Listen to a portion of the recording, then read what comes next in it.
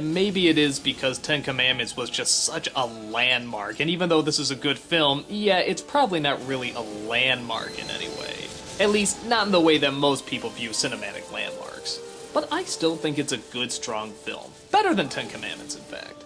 It has great characters, it has a timeless story, it has wonderful music, it has breathtaking animation with some breathtaking visuals. Even if you're one of those people that can't fully get into it, I still say check it out, because there is some really great stuff in it. And I think the story of Moses deserves to be told from a different point of view, and this is a very smart point of view. What else can I say? I love it. I've seen it a million times before, and I'll definitely see it a million times again.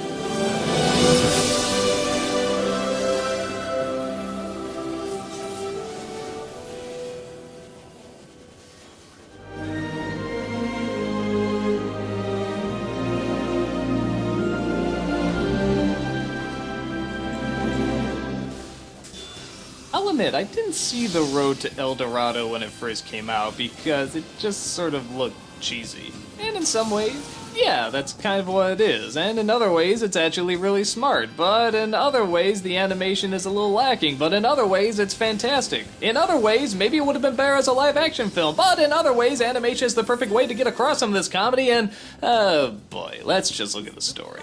Two con men, played by Kevin Kline and Kenneth Branagh, come across a map for the city to El Dorado. As luck would have it, they wash across the shore where apparently the city is located, follow the map, and wouldn't you know it, they discover the lost city. But it's also inhabited, and two of the high priests, of course, confuse the two for gods. Not wanting to overlook what could possibly be the greatest con of their time, they of course play the part of the gods and see if there's a way for them to make a boat and take as much of the gold as possible. A young thief named Chell discovers their secret, and she plays along in the facade trying to show them the ways of the culture, while never revealing who they really are.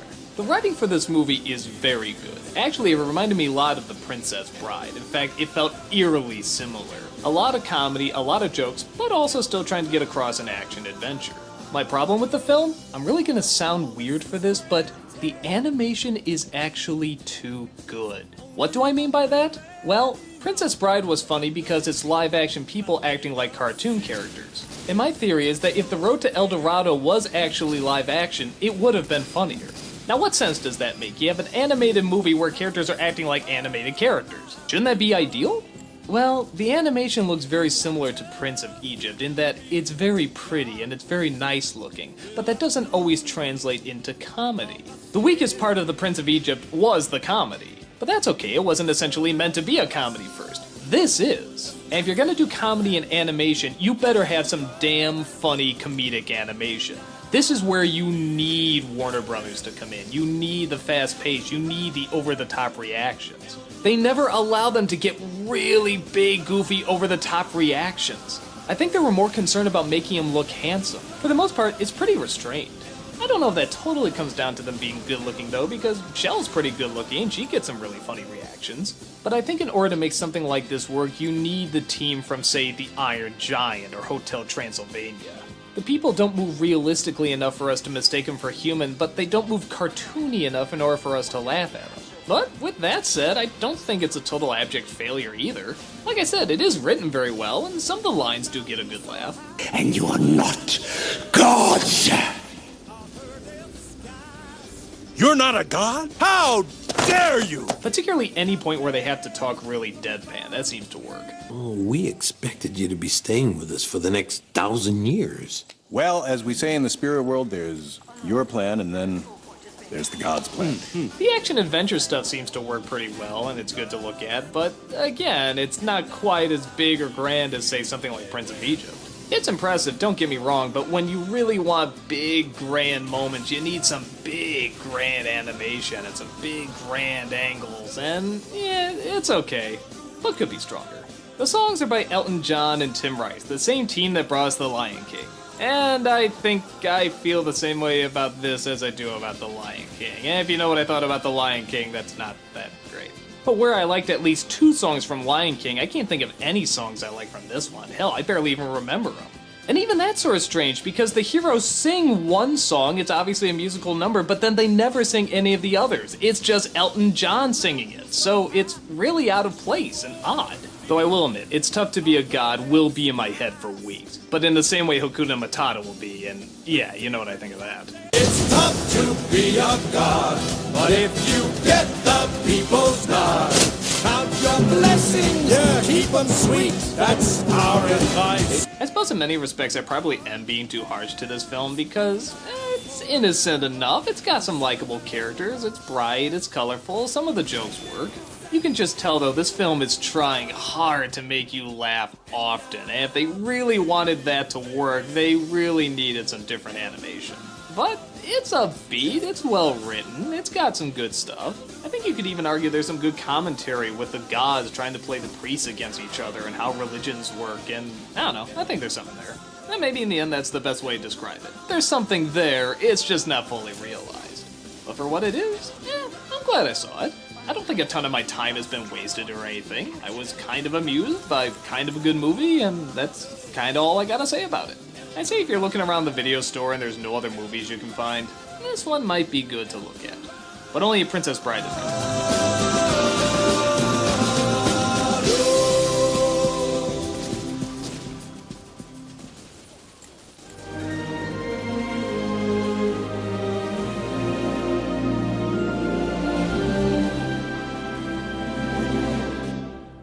Spirit, Stallion of the Cimarron... Spirit! In some ways, this is one of DreamWorks' most adult films in that it doesn't really have talking animals, it doesn't have a ton of singing animals either, but it also has a narration by Matt Damon, odd choice, and a soundtrack that mostly consists of 80s style songs, also weird choice. Does it all come together? Well, yes and no. The story centers around the life of a horse in the New West. Native Americans are in the process of fighting for their land against the white man, and one lone horse is separated from his mother and his group. Confederate soldiers try to tame the horse, but this is an untamable animal. That is, except for maybe a Native American teenage boy, who is also captured by the army. The two escape and try to find their way back home. Along their travels, they come across many dangers, get separated, reunited, and separated and reunited. Comes across some other interesting characters, sees a bunch of really pretty landscapes, is conflicted on who he is and where he belongs, all sorts of good stuff. So like I said before, the most interesting aspect about the film is that the animals don't really talk. Except for, again, a narration by Matt Damon. But even that's sort of toned down to just the bare bones essentials. Really, the majority of the movie is just told through the horse's expressions. And you know what? Kudos. Which is not to say I'm against talking animals in movies, but it's just so often we see it, and now here's a film where the talking animals are not needed and it still works. Most of the emotion is communicated through the expressions on the faces, which, on a horse, is very difficult to do. But the animators do a really decent job. You want to know what's going to happen to them, you want to get through their journey, and this creates a really good adventure. Good, but not great. To the film's credit, this is a very hard movie to make great. I mean, it has a lot of things against it, with not making the animals talk, and focusing on an animal that mostly has to be on all fours most of the time. So the fact that this is a good movie at all, I think is actually pretty impressive. It's a tough flick to make interesting. And they don't shy away from the dark stuff either. I mean, when times get really rough, they show how really rough they get. And when you really need to enjoy the good side of nature and all that it has to offer, it really takes time to show that as well. The 80s style songs you're either gonna love or you're gonna hate. I'll admit, I kind of enjoyed them. I don't know, maybe I just have a certain nostalgia for them, but I can see it really getting in the way for other people too. And maybe that's what the film comes down to, just sort of personal taste. If you really like the Wild West and pretty shots of canyons and mountains and the desert and so forth, this is probably your flick. It does seem very in tune with nature and doesn't feel like it has to rush anything. I guess, well, I'm just not really one for that Western sort of world. I think a movie has to try especially hard to get me into this sort of environment, which is not to say it's a bad environment, it's a pretty environment, it's just not my favorite. And with all these other elements to fight with, like I said, the horses not talking and so forth, I'm amazed it kept my attention as much as it did. So I'm impressed with how they pulled this off. Not one of my personal faves, but I'm glad I saw it. It has pretty scenery, good characters, some great animation, and the maturity to know when to let the words do the talking and when to let the imagery do the talking. If you got a little extra time on your hands, I definitely say check it out. My brother, under the sun.